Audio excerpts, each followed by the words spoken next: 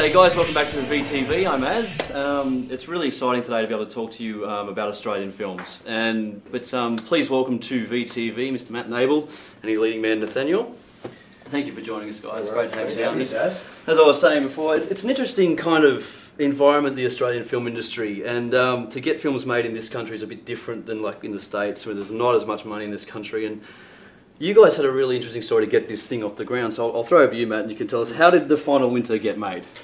We did it through a private route, which was obviously a little different than the mainstream processes we've got here in this country, which are through the government funding bodies. So we went door to door basically and made a little short film and then put together a presentation and knocked on business people and presented that way. And I guess comparatively speaking, we were up and funded very, very quickly. And for us, that was really the only way that we were going to go, because we wouldn't have been looked at in any serious manner by the funding bodies, because we hadn't done it before. So this was the only way we could do it.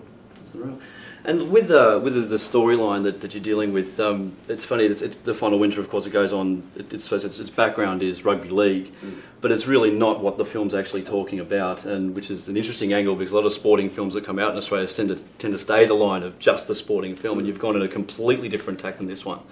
When you're dealing with the corporatization of sport, when you're selling the film, or even when you were writing this film, did you come up to many challenges, or what made you go down that road to talk about this sort of topic? I guess just from the era point of view, I think that that era,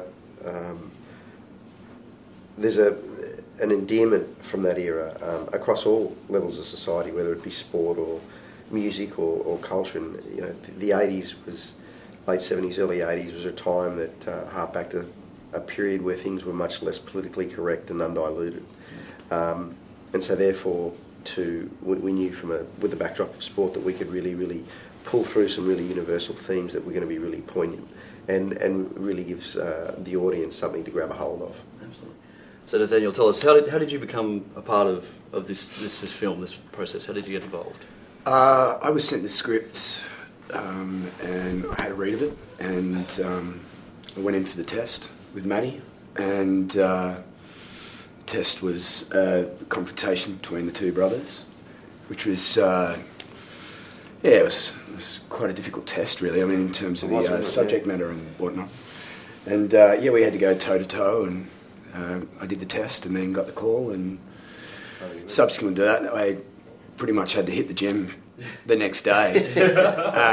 So I ended up doing 2 hours body work kind of pretty much every day, and then the afternoons was learning this game, rugby league. So I grew up in Melbourne, so played a lot of AFL, but hadn't played rugby league before. So the opening of the film is shot in real time and with real hits, and in terms of getting prepared for that was that was my first initial bit of the thing. And then obviously the story then takes on a whole new arc, and it was a great challenge, really wonderfully put together, this film, made by mates. And you have, I suppose, an icon of the rugby league in Matthew Johns, who's in the film. I mean, he was also in Footy Legend, but he seems to be a little bit let go in this one, like he likes to shoot his mouth off and stuff, which you can't do on television.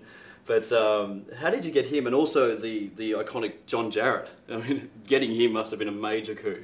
Yeah, look, Johnsy was someone that I approached a long time ago about the script and wanted him to play the coach. And he brought a really immensely rich backstory to that because of his time growing up on the sidelines of country football. John Jarrett was a coup for us. I mean, John was who we really targeted to play Colgate, and we sent him the script and we heard back that he was really interested, and then 2 days later he signed off on it. So we were look, and coming off the back of Wolf Creek, it was obviously very important as well. So he does a interesting job with this character. He really does put his own mark on it. Well, once again, I won't keep you any more time. I know you've got to be places, so it's been a long road for you guys.